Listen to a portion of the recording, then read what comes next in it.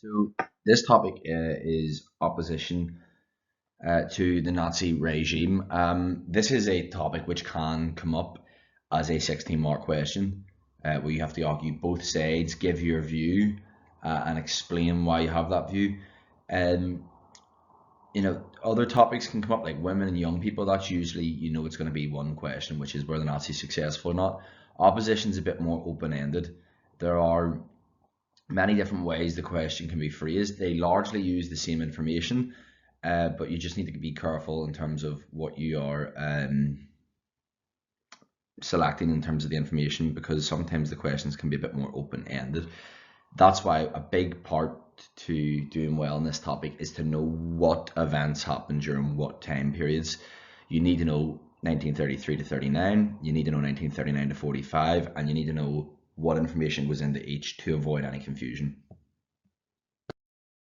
The learning intentions here pretty much cover all of the basis for a 16-mark question. You need to know about young people, the churches, and the army in particular. They're the three big ones that you need to know about. And you need to know how opposition changes from 33 to 39 compared to 39-45. So what changes take place across those two time spans. And lastly, evaluate whether opposition was successful or not. So was opposition overall successful? If so, why? And if not, why not? It's pretty clear to see that overall opposition was not successful, because ultimately the Nazi regime is removed by the Allies, not by anyone in Germany. But that doesn't mean it's totally unsuccessful. There are some, albeit limited, successes along the way. The first time period you need to know is 1933 to 1939. This could come up as an 8 marker potentially. You could get a question saying for 8 marks, identify opposition towards the Nazi regime from 1933 to 39. It could come up as 2-3 markers, identify 2 groups that oppose the Nazis from 33 to 39. Again, it could be a 6 marker. Choose one of the options that you choose is opposition to the Nazis 33 to 39. So, and of course it could come up as the question at the very start of the paper, where 4 terms related to this period, and you have to match them up to the definitions. That's why it's important to know it. I don't think it's likely to come up as a 16 marker. I don't think there's enough to write. The only way I can see this sort of time period coming up as part of a 16 marker is if you're asked to decide which is more effective, or which time was more effective at opposing the Nazis, 33 to 39 or 39 to 45, in which the answer will always be 39 to 45, because opposition is very much limited in the time frame 33 until 1939. The first group then that we look at is opposition from the churches 1933 to 39. Hitler knew that Germany's long tradition of Christianity would make it extremely difficult to destroy the different churches. So he's aware of that. And so instead of initially setting out to destroy the churches, he instead attempts to limit their influence, to kind of weaken their power without getting rid of them entirely. And the Nazis are mostly successful at this. The churches were themselves too focused on their own survival, so they don't actually officially openly oppose the Nazis very much at all in this time. Now, there's a couple of different churches that we'll look at, but remember the topic is opposition to the Nazi regime, and one of the churches which does or has people within it that oppose the Nazis is the Catholic Church. So in July 1933, the Nazi government and the Catholic Church reached an agreement that was called the Concordat. Okay, and as part of the Concordat, the Catholic Church agreed that it would stay out of German politics. It wouldn't get involved, it wouldn't comment on it, the Pope wouldn't comment on it, etc. They would just stay out of politics and not comment. And in return, the German government promised that it would permit the Catholic Church to continue to run in Germany. That wouldn't ban the Catholic Church, and they would also allow Catholic schools and youth groups to continue. This is the plan anyway from July 1933 onwards. It doesn't necessarily plan out this way, but at the beginning, very much the German government will stay out of religious affairs relating to the Catholic Church. It won't affect their schools, their youth groups, or the church itself, and the church will stay out of politics and won't affect the government. Keep each other out of each other's business is essentially what this Concordat is all about. And initially, as I said, it's successful, but By 1936, it began to break down. And if you remember opposition to, or rather, if you remember young people and how effective it was, in 1936 there was a law passed relating to young people, which I'm sure you will remember, is the law on the Hitler Youth, which made the Hitler Youth compulsory. And around this time, the German government begins to kind of trim back on the power of different youth groups, and one of those is the Catholic Church, which, of course, the as part of the Concordat, the German government said they would allow these youth groups to continue, but they're starting now to go back on that and actually get involved and intervene, and the church doesn't like that. So in 1937, a year after the Concordat, the agreement begins to break down. Pope Pius the 11th responded by issuing a papal bull condemning the Nazi regime. Essentially, it's just a statement or a letter from the Pope, publicly published, criticizing the Nazi regime itself. It's important to note that that papal bull was actually read out in every Catholic church in Germany. So, I mean, it is a slight bit of effective opposition here, because Catholics, and there are many within Germany, would have been hearing this criticism from their church, which they followed and were loyal to, of their government. And other Catholic leaders we will see later speak out from 1939 onwards, but we're just focusing on 33 to 39. And the big thing here is the papal bull by Pope Pius the 11th in 1937. After their deal, their Concordat begins to break down in the previous year. Now, the Lutheran Church is the other big section of Christianity in Germany. Just like everywhere, there's two main branches, if you like, or sects of Christianity. The first is Catholicism, and the second is Protestantism. Protestantism was, of course, founded by Martin Luther, as you may remember from year 9, as part of the Reformation. And that's, Martin Luther was a German, so when we're talking about the Lutheran Church, we mean followers of Luther, Protestants. The Protestant church, as you'll see, it says here, the Lutheran Church was split on Nazism, and there were pro-Nazi Lutherans, pro-Nazi Protestants, who were called the German Christians. Now, I'm going to talk about them a little bit here, but as you will see, these people are pro-Nazi, so they don't oppose the Nazis, and therefore you wouldn't have to spend very long, if at all, talking about them in a question on opposition. If you're asked to describe how people oppose the Nazis, you don't really need to mention them. You can just say, however, some groups like the National Reich Church did not oppose the Nazis and actually supported them. But yeah, if you're asked to focus on ways, or successful ways of opposing the Nazis, you wouldn't really need to talk about these guys or the Nazi faith movement that we'll look at afterwards. But here, the pro-Nazi Lutherans were called German Christians, and they set up the National Reich Church. Obviously, you can hear from the name Reich, Empire, German word, that it is associated with being pro-Nazi. Even more so, their symbol was a cross with a swastika at its center, showing you that the religion was tightly connected to Nazism.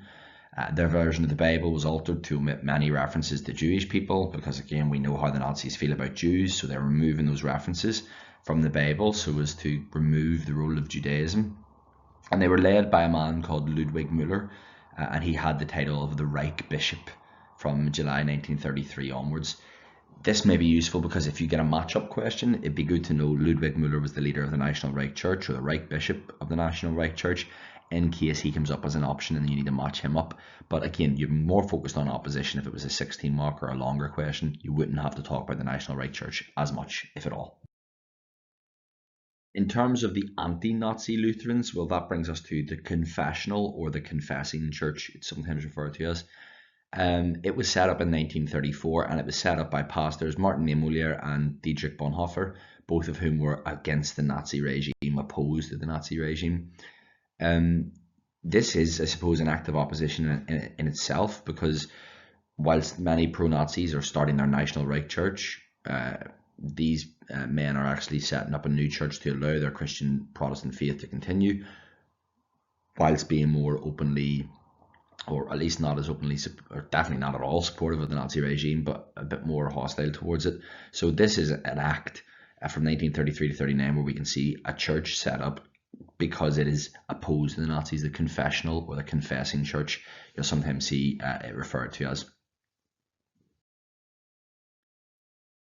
Now, again, whilst you can definitely talk about the Catholic Church and the confessional church as opposition from 33 to 39, the Nazi religion, the German faith movement, is very much in the same vein as the National Reich Church in that it's not opposed to the Nazis, so there's no opposition here. It actually supports the Nazis. In fact, this one is set up by the Nazis, so of course it supports them. So the reason they create this church is to try and undercut Christianity, to again limit the influence of Christianity. They hope by setting up their own church it'll be successful, people will follow it, they'll come away from Christianity, and that'll limit the power of the Christian churches, Catholic or Protestant. So they set up this German faith movement, but its values are more focused on sort of medieval beliefs than Christian beliefs. For example, they worship the sun, which obviously is something Christians don't do. It really pushes the idea of the Hitler myth, which you can see I've put in bold here, is this idea that Hitler was the saviour of Germany. Germany had been weakened, particularly after World War I and the Treaty of Versailles, and the 1920s and 30s. Germany went through a tough time, so Hitler was the man to save Germany, was the sort of the message they pushed. And you can see how they're using this new church as a way to force or persuade people into supporting the Nazi regime.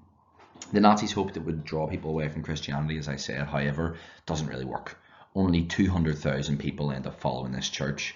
And the reason it's important to mention it just in this PowerPoint is because it explains to you why Hitler is forced later on to deal with the other churches, with the confessional church, and to deal with the Catholic Church, because they are still powerful, even though he's trying to set up this German faith movement to stop that. Again, not really somewhere to focus on when talking about opposition, unless the question kind of alludes to the fact that you can, but be more focused on the Catholic and confessional church because they are actually opposing the Nazi regime. Our next group then is young people. So we've looked at churches, now we're looking at opposition from young people, and a lot of this information is very similar to, I suppose, evidence that the youth group set up by young people weren't effective at controlling them, that we've looked at as part of the topic of young people earlier in the year. Despite many young Germans loving the Hitler Youth, as you know, millions loved it and attended it and enjoyed it, not all supported the Nazis. So prior to 1933, the Social Democratic Party, the Social Democrats, the SPD, and the KPD, the Communist Party, had youth wings, so little, sort of, I suppose, organisations that were for young people as part of their party. These two political parties were banned during Hitler's consolidation of power, when Germany was made into a one-party state. However, they do have their youth groups continuing in secret, disguised as Friends of Nature hiking clubs, up until 1936, when the law on the Hitler Youth pretty much removes all other youth groups and forces young people to attend the Hitler Youth, or the HJ. At this point, we know it becomes compulsory, as I've just said. Despite that, 1 million Germans avoid attending the Hitler Youth. 1 million young people don't actually attend, and that is in itself an act of opposition. They're supposed to be there, they're being mandated, forced to go, and yet they're opposing the Nazis and not turning up. And that, it's a big act of opposition and defiance right there. Some young people then take it even further. You can see examples here of other youth groups that are set up to oppose the Nazis. So some young people are rebelling by setting up their own groups. For example, Swing Youth, the Edelweiss Pirates, the Leipzig Hounds, from 1937 onwards.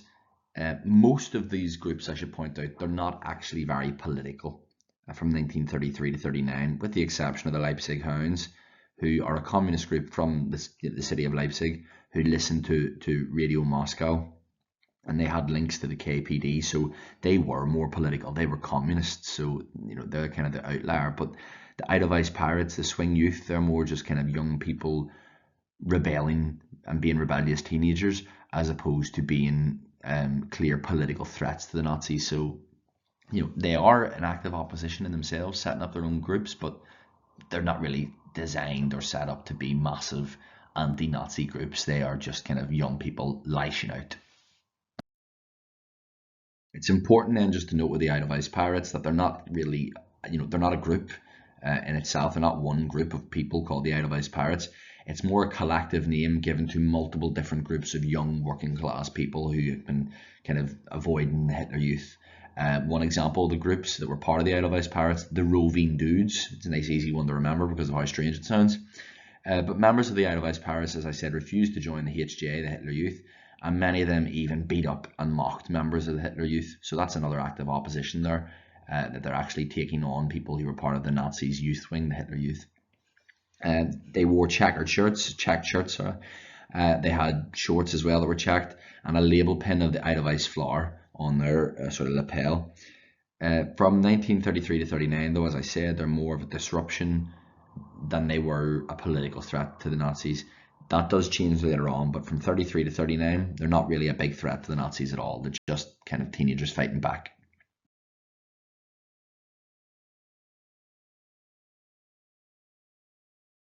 Of course, we also have the swing youth, and of all the opposition groups, these are probably the least effective. In fact, they're definitely the least effective because they're not really about opposing the Nazis, and they never really are. The Nazis mostly sort of banned degenerate, as they called it, jazz music, which the people who remember the swing youth like to listen to. They would grow out their hair and dance to jazz music, attend jazz dance halls, etc. But again, from 1933 to 39, they're just rebellious teenagers who didn't want to conform to usual standards. They didn't want to be normal. They didn't want to dress as everyone else dressed. They didn't want to listen to the same music. They wanted to, listen to jazz music and live a different way of life. And so they're not really fighting back against the Nazis because they're a political threat or they dislike the Nazis. It's more so the Nazis are against them than they are against the Nazis. And in fact, that is a quote that we have heard from members of the swing youth who said, "We weren't against the Nazis were against us." So they're not really truly effective opposition for that reason. The next time period then that you need to know is 1939 to 1945. This is the most important, I would say, of the two. That doesn't mean the 33 to 39 isn't important. It absolutely is. But the reason I say this is most important is if this topic of opposition is going to come up as a big question, an 8 marker or a 16 marker, this is going to be most, if not all, of the information that you're talking about. It could be the questions could be entirely focused on 39 to 45 or largely focused on 39 to 45. So it's important that you know this topic, and it's important that you know how young people is different 39 to 45 than what we've just seen 33 to 39, and the same too for churches. But definitely worth knowing this next bit. Again, to come back to what I said earlier on, the confessional church and the Catholic Church, that's really what you should be talking about when we're discussing churches. These are the only two churches you need to talk about post 1939. The topic, as I've said, is opposition to the Nazi regime, and those two churches are the only ones that actually oppose the Nazi regime, particularly from 1939 onwards. Although it's worth pointing out that none of the main churches properly sort of oppose the Nazis, but many of the people who are senior figures or leaders within those churches do oppose the Nazis. Returning to the confessional church then, if you remember, this is the Lutheran or Protestant church which had anti-Nazi followers, those who didn't want to join the National Reich Church, that pro-Nazi Protestant church. It was set up by pastors Dietrich Bonhoeffer and, of course, Martin Niemöller. One of the ways, that, under the bracket of the confessional church, I suppose, one of the ways that we can see opposition is Bonhoeffer in particular becomes politically involved from the period 1939 to 1945, and the two main ways he does this is, firstly, he passes secrets to the Allies about the Nazi government, the Nazi regime, and also he takes part in assassination attempts on Hitler's life in 1943 and 1944, and it's actually for that reason that he's arrested in 1943, and he later is executed at Flossenburg concentration camp in April 1945. Lots of specific information that you can see here, dates, names, keywords, but the really important bit to take away from Bonhoeffer for opposition is the two things that he does. There's no point in telling me about him and the fact that he was killed for opposing the Nazis. Tell me how he opposed the Nazis. He passes secrets and he takes part in assassination attempts in those years. Of course, then we have Pastor Martin Niemöller. There's less to say here. Again, it's just a point of repeating that he opposed the National Right Church, the pro-Nazi Lutheran Church, and that he was actually imprisoned in different concentration camps from 1938 to 45, including Dachau. That's pretty much all you need to say. But he does actually, unlike Dietrich Bonhoeffer, he does actually survive the Nazi regime and is set free in 1945.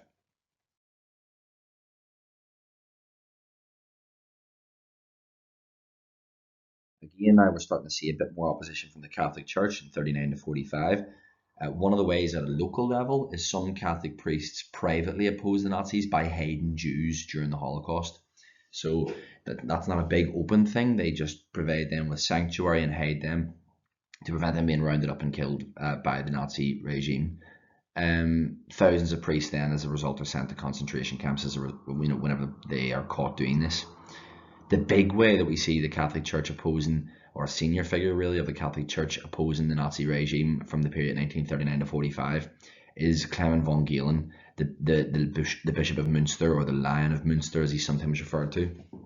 He spoke out against many different sort of Nazi policies, but the big one to remember is that he spoke out against the Nazis' use of euthanasia on the disabled. Euthanasia is, I suppose, the forced killing, the sort of forced ending of a life. This created public outcry, which forced the Nazis to abandon this policy. That's a success. They've managed to undo that policy. However, big heavy lifting word at the end, temporarily. So yes, it is a success, but not as big a success as they would have hoped for, because the Nazis are ultimately able to recommence this policy. But Clement von Galen, the Lion of Münster, the Bishop of Münster, he is the reason that the Nazis are forced to do that, and that's an important point in terms of opposition by the churches. Other areas then that we can see that the Lion of Münster, there he is on the right side of the screen, that he opposed was the activities of the Gestapo. He criticised that publicly, and he also was against the use of concentration camps. And it's for this he was placed under house arrest until the end of the war. So they basically forced him to stay within his home to prevent, they don't want to obviously imprison him because that could be very controversial and make him into a bit of a martyr if he was to die. So they simply place him under house arrest. But the important thing to remember is the three things that he criticises: camps, Gestapo, and euthanasia, and the fact that he does temporarily force the Nazis to abandon that policy of euthanasia. The next area then that we will look at is we're returning to youth groups for 39 to 45. So we've just looked at churches, now it's youth groups. And the first group that we'll look at is the Edelweiss Pirates. These groups, again, as I'd said earlier, were more of a disruption or distraction for the Nazis than a political threat from 1933 to 39. But for the Edelweiss Pirates in particular, 39 to 45 sees things change. They become a bit more, not just disruptive, but a bit more anti-Nazi. They are more of a political threat in 39 to 45 after the war begins than they were before. The Allied bombing raids had a significant effect on some of the Edelweiss Pirates. Many of them began as a result to distribute, hand out anti-Nazi leaflets that were dropped from Allied planes. Others took part in acts of sabotage with other resistance fighters within Nazi Germany. And in Cologne in November 1944, local leaders were publicly executed to deter others from joining. But the big thing to take away here is sabotage and the anti-Nazi leaflets, and the fact that they're becoming more of a political threat 39-45 than they were beforehand. Here then you can just see that image from the execution, the public execution in Cologne in 1944. I suppose a point to be made, the fact that the Nazis felt the need to publicly hang these people suggests that whilst they may not have been a massive threat, they were still clearly a threat enough that the Nazis thought they needed to make an example of them. So they do have some success, but again, they're not really that successful because they don't help remove the Nazis from power. It's only the Allies that do that. One of the other groups then that we looked at was the Swing Youth. And again, they don't change. Actually, they're very much continue as they began in 1933 to 39. They are not really involved with politics. They're not really against the Nazis. They do set up illegal jazz and swing clubs to listen to music, but these are shut down by the Nazis in 1940. So that's really the end of them in terms of what you need to know. They're not really a threat at all. They're just kind of a thorn in the side of the Nazis, and they want to be different. That's all it is. They're not really a political threat. They're not against the Nazis, as I said. The Nazis were against them.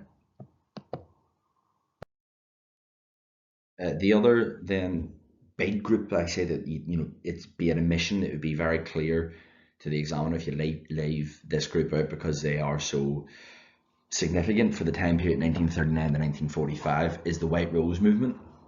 The White Rose was set up by two students, Hans and Sophie Scholl. They were the leaders of this group, and it was set up at Munich University in 1942.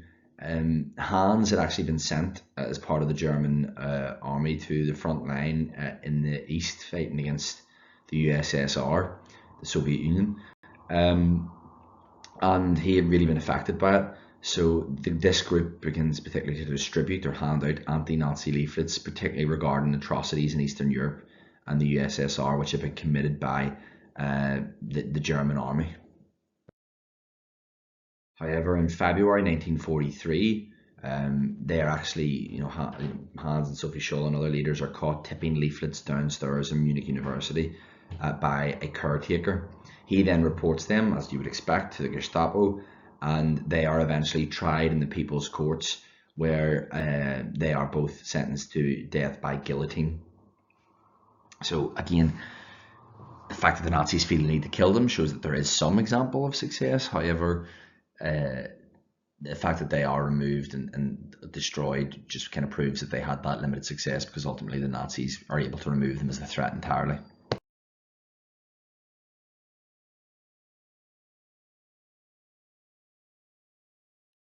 The last sort of area, or the second to last area actually, that we're going to look at is right-wing opposition. And I've just put this political spectrum in here to help you understand what I mean by right-wing if you're not familiar with it. Don't think you need to know everything on this page right now. It's just to help you contextualize what I'm going to say next. But in politics, you have a left and right and a middle. I'm not going to get into explaining the difference of that. People on the left, I mean, to give you a bit of an example, the far right would be the Nazis. Slightly moderate to the left would be the Social Democrats, the SPD. The Communist Party, the KPD, would be off to the far left then. And essentially, that's your right and left wing of politics. Despite the fact that the Nazis are right wing, there are some conservatives who are not as far right, not as extreme, not as hardline as the Nazis, who do begin to grow concerned with the Nazis' ideology, and that's what we're looking at next. And this is just to help you understand what's meant by right wing. If you're not already familiar, don't worry about it. You're not going to be asked to place anyone on a chart or anything like that. So right-wing opposition then to the Nazis comes from largely from one group, which is the Kreisau Circle. And this was a group of sort of conservative right-wing elites who had become disillusioned with the Nazis, particularly as the war drags on and Germany begins to lose the war. The group has some army generals in it, some academics, which is people who teach in universities, lecturers, etc., political figures as well, and they draw up a plan for a post-Nazi Germany. What will Germany look like after the Nazis? However, the Kreisau Circle refuses to use violence against the Nazis, and so they don't really have an effect. They don't really do anything. They're an example of growing anti-Nazi feeling, but they don't really act on it, and they're not effective really as a result in opposing the Nazis. That's all you really need to know on them. The last group then of opposition from 39 to 45, and perhaps I would say the most important, is the German army. They are really the only group in Germany that possesses the ability to overthrow the Nazi regime, because they have the weaponry and the soldiers to do so. However, it's important to remember that for most of his dictatorship, Hitler had the support of the great majority of the army and its generals and officers. Why? Well, cast your mind back to the consolidation of power in 1933 and 1934. Towards the end, Hitler moves against the SA in the Night of the Long Knives. He has them removed, the main leaders removed, and he neuters them. because they were a threat to the German army, and that helps him to win the support of Hindenburg, the president, and the German army. So for most of the war, Hitler has their support. He needed their support to fight the war. However, things change. That army oath and the apparent support of Hindenburg, I suppose, helped to ensure that Hitler had their support. But by 1943, the war has started to go wrong. Germany hits its sort of peak. Its empire it hit its peak in 1942, and from that point onwards, the Germans only begin to lose land, and they're never as big as they were. So by 1943, it's clear that the war is going badly, and parts of the army get nervous about this, and as a result, they become a threat to Hitler and the Nazis. Examples of this, well, in 1943 alone, there were 7 attempts on Hitler's life. Now they failed for multiple reasons, bad luck and Hitler's security, but there's 3 additional attempts in 1944. It's up to you what way you want to remember this. It gives you more to say. If you say in 1943 there were 7 attempts, in 1944 there were 3 attempts, you could say from 1943 to 44 there were 10 attempts on Hitler's life, whatever. But as long as you get across, this is one of the ways the Nazis, the army actually try to oppose the Nazis, is by getting rid of Hitler and killing him. The most obvious way then, and one that you would probably want to talk about for at least a sentence or two, is Operation Valkyrie, or the July bomb plot, if you kind of struggle with the spelling. This came in 1944, and it was again from a group of military opponents who were upset with Hitler and really didn't like how the war was going. This group is led, this Operation Valkyrie group is led by General Ludwig Back. However, the person that actually carries out this July bomb plot is Klaus von Stauffenberg, and von Stauffenberg's personal experience in the army really turned him against Hitler and the Nazis. But the important information to take away there: group agrees a plan to assassinate Hitler in 1944 in July. It's led by General Ludwig Back, but von Stauffenberg is the person who carries it out. The plan then was, to familiarise yourself with it again, von Stauffenberg would attend a meeting with Hitler at his Wilpsleyer field headquarters, leave a bomb in a suitcase, leave. The bomb would detonate, kill Hitler, and with him dead, the army then, or those in the army who were against the Nazis, would use that opportunity, that confusion without Hitler and someone in charge, to seize control of Berlin, the capital of Germany, and therefore seize control of the country itself. That was the plan. Doesn't necessarily work out that way.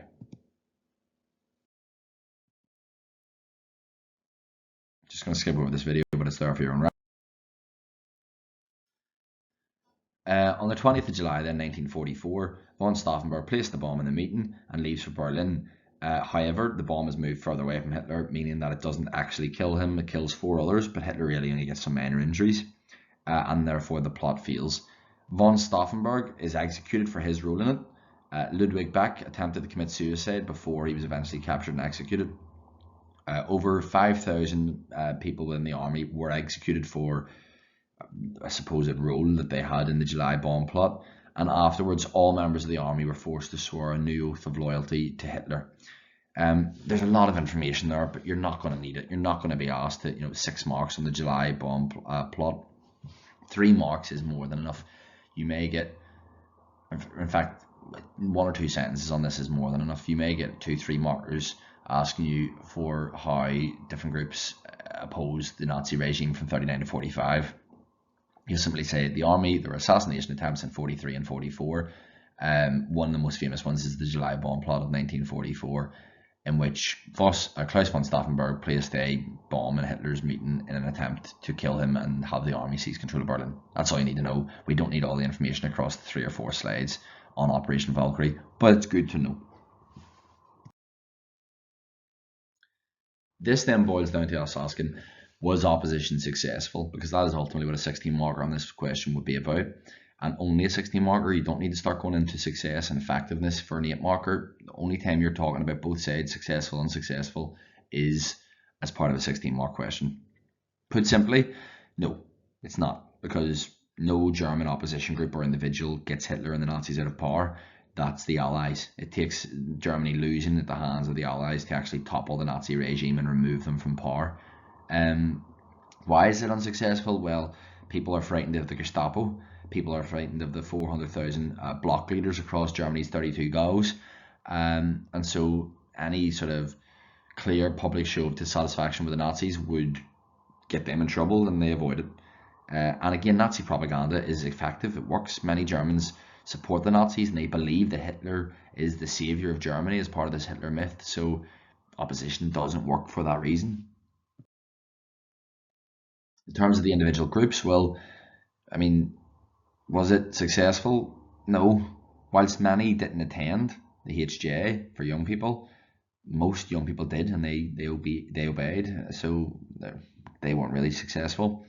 And particularly from 33 to 39, but for most of the time the Nazis are in power, you know, young people's groups, particularly the swing youth, are just rebellious young people. They're not really a serious political threat.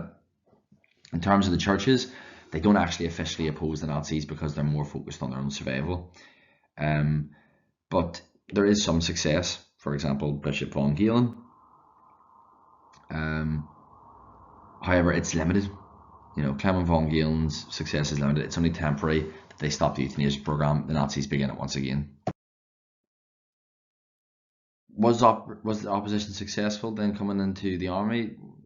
No, not really. Only 22. Look at that. Only 22 out of 2,000 German generals took part in Operation Valkyrie, showing that the overwhelming majority were loyal to Hitler or were too frightened to do anything about his leadership. So there's only very limited opposition, and it only really happens after 1943. Besides that, worth pointing out, all opposition attempts from the army in terms of assassination are failures, especially Operation Valkyrie. They don't work, so ultimately they don't have success. And in fact, all they do is make sure that everyone in the army is forced to swear another oath of loyalty to Hitler, showing then opposition is very limited. And in the right wings, of course, they don't use violence, so they're not really going to have an impact anyway, these right-wing conservative groups like the Kreisau Circle. However, that's not to say that opposition was a complete failure. There is some limited success. The fact that these groups exist shows you that Germans were willing, there's some Germans were willing to fight back against the Nazis, and there is some limited success. For example, that euthanasia policy being temporarily removed by the Nazis. And even the fact that some groups like the Edelweiss Pirates become more clearly political shows you that, you know, they are there is some growing sense of opposition. However, overall, if you're asked, was opposition successful? No, not really. There is some limited success, but overall, was it a success? No. It is very difficult and wrong, truth be told, to go into an exam and argue that opposition was successful, because whilst there is, as I've said, some minor successes, it's mostly a failure. So just, you know, it's a bit more open on other areas like women and young people, but when it comes to this topic, you just need to know that opposition was a failure mostly. In terms of the different questions you could get was which period of opposition was more successful, 33 to 39 or 39 to 45. The answer there is 39 to 45, because that's when the army starts to become opposed more so to the Nazi regime. That's when young people's groups start to get more and more anti-Nazi. 33 to 39, it's much more limited. There's limited groups, and they're not as open, sort of openly challenging the Nazi regime. You could get a question just saying opposition from 39 to 45 was successful or was unsuccessful. Do you agree? And that's just a case of going through, telling me the different groups, you know, conservative groups like the Kreisau Circle, the army, youth groups, and the churches, telling me how they opposed the Nazis or tried to oppose the Nazis and how they were and weren't successful. And then overall making a conclusion that they were or weren't successful. And the answer is going to be pretty much they mostly were not successful. You could, in theory, get a question saying from 1933 to 39 opposition was successful. Do you agree or do you not agree? It's unlikely. But, you know, just be prepared. In that case, it's the exact same style of answer. You just talk about what groups opposed the Nazis from 33 to 39 and how they were and weren't successful. Another way you could see it coming up, and this is the last sort of way, is you could get a question that says young people sort of offered the most or the greatest opposition to the Nazis. Do you agree? And as part of that, you'll say The young people did oppose the Nazis. Here's how they were successful or weren't successful. However, churches also opposed the Nazis, and here's how they were successful or were not successful. The army also opposed the Nazis. Here's how they were successful or were not successful. Take my point, that's what you're doing. If you get a 16 mark, important here, if you get a 16 mark question that says young people were the most successful or the churches were the most successful in opposing the Nazis, talk about other groups. That's your you have to always look at two sides at least of the question when it comes to a 16 marker. So just remember that opposition is more likely to come up in the 2026 exam because it hasn't been up in quite a long time, I think since 2019, and therefore it's worth knowing. But definitely I imagine the focus will be on 39 to 45 if it is a 16 mark question. All you need to know: what groups oppose the Nazis, how did they oppose the Nazis, how were they successful and unsuccessful, and make sure you get a nice variety of different groups.